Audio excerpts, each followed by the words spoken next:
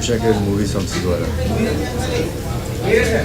రామోజీ గారు స్థాపించిన సంస్థ ద్వారా తొలి చూపులనే సినిమాతోనే నా సినీ ప్రస్తావన మొదలైందండి. అలా నేను ఒక్కనే కాదు, ఎంతోమంది సినీ తారలకి అవకాశం ఇచ్చి, ఎంతోమంది దర్శకులకు, ఎంతోమంది రైటర్స్కి అవకాశం ఇచ్చిన గొప్ప సంస్థ. అలాగే బుల్లితెరలో ఎంతోమంది ఆర్టిస్టుని, సినీ దర్శకులను, రచయితలను పరిచయం చేశారు. ఈనాడు దినపత్రిక ద్వారా న్యూస్ మనకి చేరువ చేశారు.